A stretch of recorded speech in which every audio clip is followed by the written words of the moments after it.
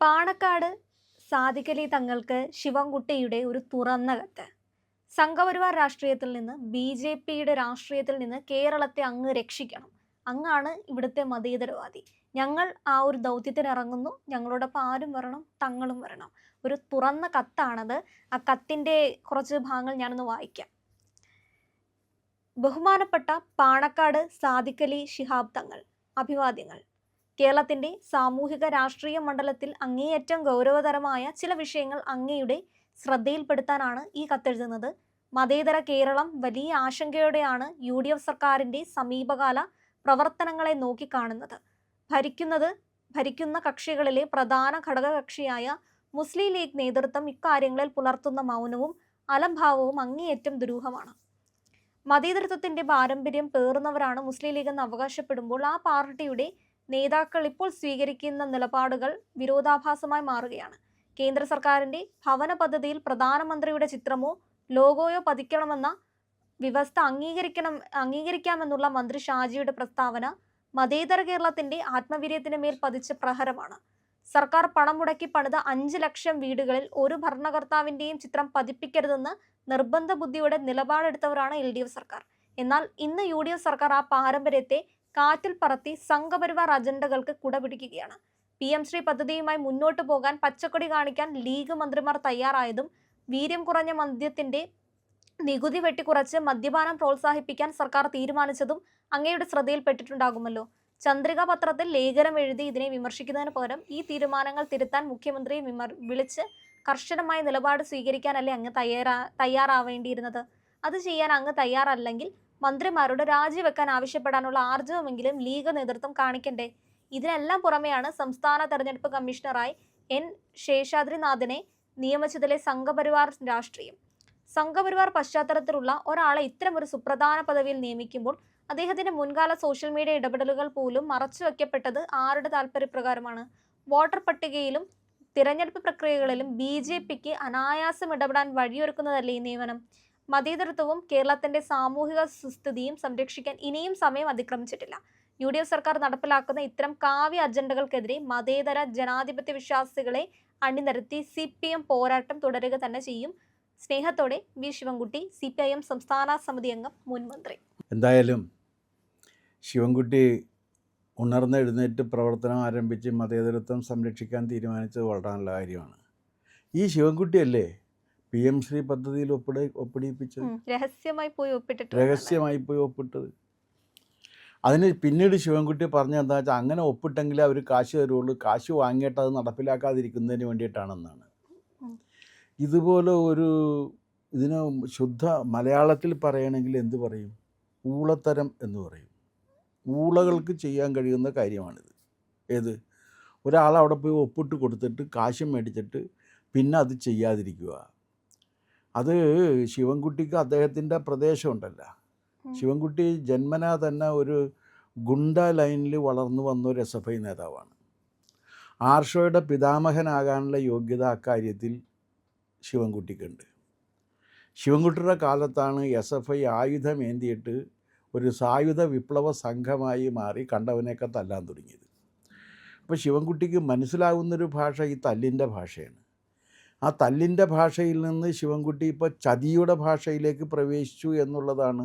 PM Shri ഞങ്ങൾ ഒപ്പിട്ട് കൊടുത്തത് ആളുകളെ പറ്റിക്കാൻ വേണ്ടിയിട്ടായിരുന്നു. കേന്ദ്ര ഗവൺമെൻറ്റിനെ പറ്റിക്കാൻ വേണ്ടിയിട്ടായിരുന്നു എന്നാണ് പറയുന്നത്. അത് ഇവർക്ക് ശിവൻകുട്ടി LLB പാസ്സായിട്ടുണ്ട്. അത് ലക്ഷ്മി വിലാസം കോളേജിൽ നിന്നാണ്. തിരുവനന്തപുരത്ത് ഒരു ലോ കോളേജ് ഉണ്ട്, ലക്ഷ്മി വിലാസം കോളേജ്. ആ ലക്ഷ്മി വിലാസം കോളേജിൽ നിന്നാണ് ശിവൻകുട്ടി LLB പാസ്സായേക്കണം. അതുകൊണ്ട് ശിവൻകുട്ടിക്ക് നിയമം അറിയാമോ എന്നുള്ള കാര്യം ആരും ചോദിക്കില്ല, ശിവൻകുട്ടിയും ചോദിക്കില്ല. കാരണം പക്ഷേ നിയമം അറിയോ ഇല്ലയോ എന്നുള്ളതിനേക്കാൾ എല്ലാം ഉപരി ഈ രാജ്യത്ത് ഇതിൻ്റെ നിയമവ്യവസ്ഥയുണ്ട്, സംവിധാനമുണ്ട്. ആ നിയമവ്യവസ്ഥ അനുസരിച്ചിട്ട് ഒപ്പിട്ടിട്ടുണ്ടെങ്കിൽ നടപ്പിലാക്കാൻ വേണം. കാശ് കിട്ടിയിട്ടുണ്ടെങ്കിൽ അത് നടപ്പിലാക്കണം, ഇല്ലെങ്കിൽ കാശ് തിരിച്ചടക്കണം. ഇതാണ് വസ്തുത. അപ്പോൾ ഈ വസ്തുത ഇങ്ങനെ ആയിരുന്നിട്ട് അത് മറച്ചു വെച്ചുകൊണ്ടാണ് ഇപ്പോൾ ലീഗിൻ്റെ മന്ത്രിമാരുടെ മെക്കിട്ട് കയറുന്നത്. എന്താ കാര്യം എന്ന് വെച്ചാൽ, ഇതിൽ നിന്ന് മുൻകൂർ ജാമ്യം എടുക്കുന്നതാണ് ഈ കാണുന്നത്. ഞങ്ങളായിട്ടല്ലേ, ഇവരായിട്ടാണ്, ഞങ്ങൾ ഇതിനകത്ത് ഇതാണ് എന്നാണ് പറയുന്നത്. ഇതിപ്പോൾ ആരെ സംരക്ഷിക്കാൻ വേണ്ടിയിട്ടാണ് ഇത് ചെയ്യണമെന്നുള്ള കാര്യം മനസ്സിലാവുന്നില്ല. ശിവൻകുട്ടി ഇങ്ങനെ ഒരു കത്ത് എഴുതി കഴിഞ്ഞാൽ ഉടനെ തന്നെ ലീഗ് ശിവൻകുട്ടിയുടെ കൂടെ വരുമെന്നോ CPM-ൻ്റെ കൂടെ വരുമെന്നോ ശിവൻകുട്ടി കരുതുന്നുണ്ടായില്ല. പക്ഷേ ലീഗ് യഥാർത്ഥത്തിൽ മതേതരത്വത്തിന് വേണ്ടി നിലകൊള്ളുന്നില്ല എന്ന കാര്യം അറിയിക്കാൻ വേണ്ടിയിട്ടായിരിക്കാം ഇത് ചെയ്യുന്നത്. അപ്പോൾ എന്താണ് യഥാർത്ഥ മതേതരത്വം എന്ന് പറഞ്ഞാൽ? മുസ്ലിം ലീഗിനെയും മുസ്ലിങ്ങളെയും പ്രീണിപ്പിക്കുന്നതിന് വേണ്ടി എന്തും ചെയ്യുന്നതിൻ്റെ പേരാണോ ശിവൻകുട്ടി മതേതരത്വം? അങ്ങനെയാണെങ്കിൽ ആ മതേതരത്വം ഇവിടെ വേവില്ല ശിവൻകുട്ടി. ആ പരിപ്പങ്ങ് മാറ്റിവെക്ക്. നമുക്ക് വേറെ വെള്ളം വല്ലയിടത്തും കിട്ടുകയാണെങ്കിൽ അപ്പം വേവിക്കാം. ഇവിടെ അത് വേവില്ല. ഇത്രയും കിട്ടിയിട്ട് നിങ്ങൾക്ക് മനസ്സിലായില്ലേ? നിങ്ങളൊക്കെ എന്തായി? നിങ്ങളുടെ കൂടെ ഇപ്രാവശ്യം മുസ്ലിങ്ങളുണ്ടായിരുന്നില്ലല്ലോ. എവിടെയെങ്കിലും വോട്ട് ചെയ്യാൻ നിങ്ങളുടെ കൂടെ മുസ്ലിങ്ങളുണ്ടായോ? ഇല്ലല്ലോ. അവരെല്ലാം UDF-ന് വോട്ട് ചെയ്തില്ലേ ഇപ്രാവശ്യം? അപ്പോൾ ഇനി UDF-ന് വോട്ട് ചെയ്തിരിക്കുന്ന മുസ്ലിങ്ങളെയൊക്കെ തിരിച്ചു കൊണ്ടുവരുന്നതിന് വേണ്ടിയാണ് ശിവൻകുട്ടി ഇറങ്ങിയിരിക്കുന്നത്. ജലീൽ ശ്രമിച്ചിട്ട് KT ജലീൽ ശ്രമിച്ചിട്ട് നടക്കാതിരുന്ന കാര്യം ശിവൻകുട്ടി നടപ്പിലാക്കും എന്ന് പറഞ്ഞാൽ കമ്മ്യൂണിസ്റ്റുകാർ പോലും വിശ്വസിക്കില്ല. കമ്മ്യൂണിസ്റ്റുകാർ പോലും എന്ന് പറഞ്ഞത് കാരണം ഇത്തരം പ്രസ്താവനകൾ കേട്ട് കഴിഞ്ഞാൽ ജന്മസിദ്ധമായി തന്നെ അത് വിശ്വസിക്കാൻ ഒരു താല്പര്യമുള്ളൊരു വിഭാഗമാണ് കമ്മ്യൂണിസ്റ്റുകാർ. അവർ പോലും പക്ഷേ ശിവൻകുട്ടിയുടെ ഈ പ്രസ്താവന വിശ്വസിക്കില്ല. പിന്നെ ശിവൻകുട്ടി മതേതരത്വം എന്നുള്ളതുകൊണ്ട് ഹിന്ദു വിരുദ്ധതയാണോ ശിവൻകുട്ടി മതേതരത്വം? ഇനി ശിവൻകുട്ടി പറയുന്നത് ശിവൻകുട്ടി ഒരു കാര്യം മനസ്സിലാക്കണം, ഇന്ത്യ ഭരിക്കുന്നത് സംഘപരിവാറാണ്. അത് ശിവൻകുട്ടിക്ക് ഇഷ്ടപ്പെട്ടാലും ഇല്ലെങ്കിലും പ്രധാനമന്ത്രി സംഘപരിവാറുകാരനാണ്, രാഷ്ട്രപതി സംഘപരിവാറുകാരനാണ്, സ്പീക്കർ സംഘപരിവാറുകാരാണ്, കേന്ദ്രമന്ത്രിമാർ സംഘപരിവാറാണ്, വൈസ് പ്രസിഡൻറ്റ് സംഘപരിവാറാണ്. ഇങ്ങനെ നിങ്ങൾ എവിടെ നോക്കിക്കഴിഞ്ഞാലും സംഘപരിവാറുണ്ട്. കമ്മ്യൂണിസ്റ്റുകാർ ലോകത്തില്ലല്ലോ ശിവൻകുട്ടി. എവിടെയാണുള്ളത്? കേരളത്തിൽ എവിടെയെങ്കിലും ഉണ്ടോ? കേരളത്തിലാകെ കണ്ണൂരാണുള്ളത്. പിന്നെ ശിവൻകുട്ടിക്ക് ഇപ്പോഴുള്ള ഒരു ദേഷ്യത്തിൻ്റെ പ്രശ്നം എന്താണെന്ന് വെച്ച് കഴിഞ്ഞാൽ ശിവൻകുട്ടിയുടെ പിരിവ് നിന്നു പോയിട്ടുണ്ട്. അതെങ്ങനെയാണെന്നാണ് സംശയം വരുന്നത്. കാരണം ഈ കോർപ്പറേഷൻ എന്ന് പറഞ്ഞാൽ മാർക്സിസ്റ്റ് പാർട്ടിയുടെ വലിയ രീതിയിൽ തിരുവനന്തപുരം കോർപ്പറേഷനിൽ നിന്ന് മാർക്സിസ്റ്റ് പാർട്ടി ഈ ഗുണ്ടാ പിരിവ് നടത്തിയാണ് ജീവിച്ചുകൊണ്ടിരുന്നത്. ശരിക്കും പിരിവായിരുന്നു. ആ പിരിവിന് അടിത്തറയിട്ട മഹാൻ്റെ പേരാണ് ശിവൻകുട്ടി. അദ്ദേഹം മേയറായിരുന്നു. അദ്ദേഹം മേയറായിരുന്ന കാലത്താണ് ഈ ഗുണ്ടാ പിരിവിന് അടിത്തറയിട്ടത്. അവർ ഈ ശിവൻകുട്ടി തുടങ്ങി വെച്ച പിരിവ് ചന്ദ്രിക അടക്കമുള്ള മേയർമാരൊക്കെ തുടർന്നുകൊണ്ടേയിരുന്നു. അവർ പോയി പിരിച്ചെന്നല്ല പറഞ്ഞതിൻ്റെ അർത്ഥം കേട്ടോ, അങ്ങനെ കരുതരുത്. പക്ഷേ മാർക്സിസ്റ്റ് പാർട്ടിയുടെ ഗുണ്ടകൾ പണം പിരിച്ചുകൊണ്ടേയിരുന്നു. ചാല കമ്പോളത്തിൽ പകുതി പ്രദേശം ഇവരെടുത്തിട്ട് അവിടെ കെട്ടിടങ്ങളല്ല ടെമ്പററി ആയിട്ടുള്ള കടകൾ പണിതിട്ട് വാടക കൊടുത്ത് കാശ് പിരിച്ചുകൊണ്ടിരുന്നു. തിരുവനന്തപുരം കോർപ്പറേഷൻ്റെ പല ഹോളുകളും പലർക്കും കിട്ടിയ തുകക്ക് കൊടുത്തിട്ട് പിരിച്ചുകൊണ്ടിരുന്നു. കിട്ടിയ തുകക്ക്. സാർ പറയുന്ന അനുസരിച്ചാണെങ്കിൽ ഇതൊക്കെ നിൽക്കുന്ന ഒരു സാഹചര്യത്തിലേക്ക് പോയത് BJP-യുടെ ഭരണം കോർപ്പറേഷനിൽ വരുമ്പോൾ അത് കോർപ്പറേഷനിൽ VV രാജേഷ് വന്നപ്പോൾ ഇതൊക്കെ നിർത്തി. കരം പിരിവ് തുടങ്ങി. ഈ സ്ഥലങ്ങളൊക്കെ ഒഴിപ്പിച്ചു. അനധികൃത കയ്യേറ്റങ്ങൾ ഒഴിപ്പിച്ചു. ചെറിയ തുകക്ക് വാടകയ്ക്ക് 99 കൊല്ലത്തേക്ക് കൊടുത്തിരുന്ന ലീസൊക്കെ ഒഴിപ്പിച്ചു. അപ്പോൾ അങ്ങനെ വന്നപ്പോൾ ശിവൻകുട്ടിക്ക് കിട്ടിക്കൊണ്ടിരുന്ന പിരിവിൽ കുറവ് വന്നിട്ടുണ്ട്. അപ്പോൾ ശിവൻകുട്ടിയുടെ പ്രശ്നം എന്ന് വെച്ചാൽ ഇത് ഭരിക്കുന്നതല്ല. BJP അല്ലല്ലോ കേരളം ഭരിക്കുന്നത്. BJP എങ്ങനെയാണ് കേരളം ഭരിക്കുന്നത്? BJPക്ക് 3 MLA-മാരേ ഉള്ളൂ. 3 MLA-മാർ വെച്ച് കേരളം ഭരിക്കാൻ പറ്റില്ലല്ലോ ശിവൻകുട്ടിക്കും ഇപ്പോൾ കേരളം ഭരിക്കാൻ പറ്റില്ല. ശിവൻകുട്ടി തോറ്റുപോയി. ശിവൻകുട്ടിയെ തോൽപ്പിച്ചതൊരു BJP-കാരനാണ്, അത് രാജീവ് ചന്ദ്രശേഖറാണ് എന്നുള്ളത് ശിവൻകുട്ടിക്ക് ഒരു ദേഷ്യത്തിന് കാരണമാകാം. പക്ഷേ എന്ത് ചെയ്യുക, ശിവൻകുട്ടി രാഷ്ട്രീയമല്ലേ? രാഷ്ട്രീയത്തിൽ, ജനാധിപത്യ രാഷ്ട്രീയത്തിൽ ഇങ്ങനെ ജയവും തോൽവിയും ഒക്കെ ഉണ്ടല്ലോ. അപ്പോൾ ഈ പിരിവ് നഷ്ടപ്പെടുന്നതിനുള്ള ദുഃഖം സഹിക്കുക വയ്യാതെയാണ് ശിവൻകുട്ടി ഇതിനിറങ്ങിയിരിക്കുന്നത്. അതാണ് കാരണം. അതിന് അദ്ദേഹം കൂട്ടുപിടിച്ചിരിക്കുന്നതാണ് മുസ്ലിം ലീഗിന്. അത് കൊള്ളാം. ഈ മുങ്ങിച്ചാകാൻ പോകുന്നവൻ കച്ചിത്തുരുമ്പി കയറി പിടിക്കുമെന്ന് പറയുന്ന രീതിയിലാണ് CPM ഇപ്പം മുസ്ലിം ലീഗിനെ കൂട്ടുപിടിച്ചിട്ട് മതേതരത്വം സ്ഥാപിക്കാൻ ശ്രമിക്കുന്നത്. ശിവൻകുട്ടിയുടെ പിന്നെ വേറൊരു കാര്യം, ശിവൻകുട്ടി ആയതുകൊണ്ട് ചരിത്രം അറിയാമോ, ഇതിൻ്റെ രാഷ്ട്രീയം അറിയാമോ എന്നൊന്നും ചോദിക്കാൻ നിവൃത്തിയില്ല. കാരണം ശിവൻകുട്ടിയെ പരിചയമുള്ളവരാരും ശിവൻകുട്ടിയുടെ അത് ചോദിക്കില്ല. എന്താ കാര്യം എന്ന് വെച്ചാൽ ശിവൻകുട്ടിക്ക് ഇതൊന്നും അറിയില്ല എന്ന് എല്ലാവർക്കും അറിയാവുന്ന കാര്യമാണ്. ശിവൻകുട്ടിക്ക് അത് അറിയില്ല. പക്ഷേ ശിവൻകുട്ടിയുടെ അമ്മായിയപ്പനുണ്ട്, അദ്ദേഹം മരിച്ചുപോയി, പി ഗോവിന്ദപിള്ള. അദ്ദേഹത്തിന് ഈ കാര്യമൊക്കെ അറിയാമായിരുന്നു. അപ്പോൾ അത് പക്ഷേ ശിവൻകുട്ടി അറിയണമെന്നില്ലല്ലോ, ശിവൻകുട്ടിക്ക് അത് അറിയാനും പാടില്ല. അതുകൊണ്ടാണ്, കാരണം മുസ്ലിം ലീഗ് ഉണ്ടായത് തന്നെ മതത്തിൻ്റെ അടിസ്ഥാനത്തിൽ ഒരു രാജ്യം ഉണ്ടാക്കാൻ വേണ്ടിയാണ് ശിവൻകുട്ടി. അതിൻ്റെ അവക്ഷിപ്തമാണ് കേരളത്തിലെ മുസ്ലിങ്ങൾ.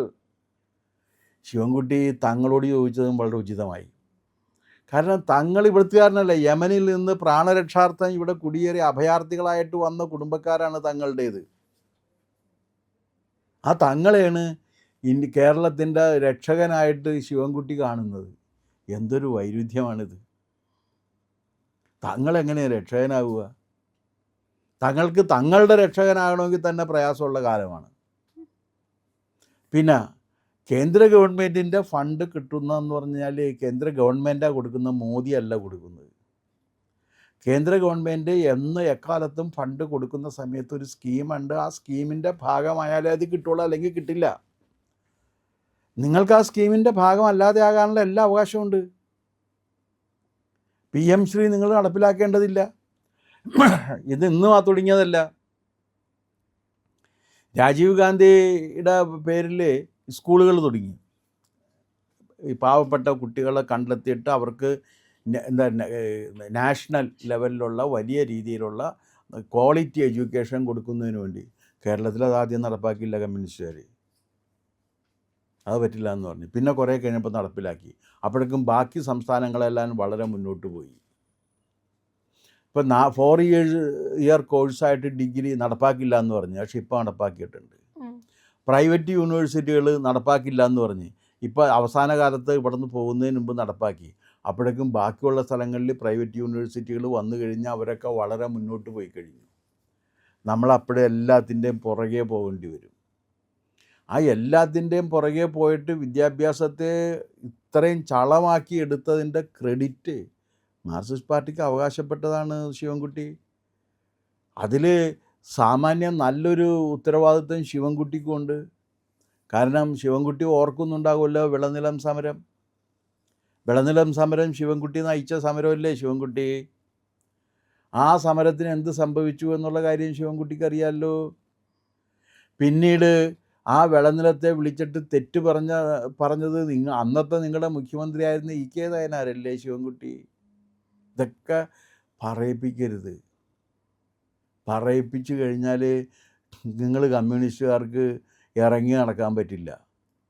കാരണം ഇനിയും ഉണ്ട് പറയാനായിട്ട്, ഒരുപാടുണ്ട് പറയാനായിട്ട്.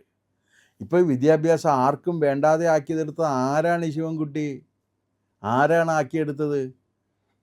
ഇപ്പം ആർക്കും വേണ്ടല്ലോ കേരളത്തിലെ വിദ്യാഭ്യാസം. കേരളത്തിൽ ഞങ്ങൾ വിദ്യാഭ്യാസം ലോകത്തിൻ്റെ 1ാം നിരയിൽ എത്തിക്കാൻ വേണ്ടി ഇറങ്ങി തിരിച്ചവർ എവിടെ കൊണ്ട് എത്തിച്ച്? 80,000 ഡിഗ്രി സീറ്റുകൾ വേക്കൻ്റായി കിടക്കുന്ന ഒരവസ്ഥയിൽ എത്തിച്ചിട്ടാണ് നിൽക്കുന്നത്. കുട്ടികൾ പ്രാണനം കൊണ്ട് മറ്റു സംസ്ഥാനങ്ങളിലേക്ക് പോകുന്നു. +2 കഴിഞ്ഞാൽ എന്തെങ്കിലും പഠിക്കണ്ടേ?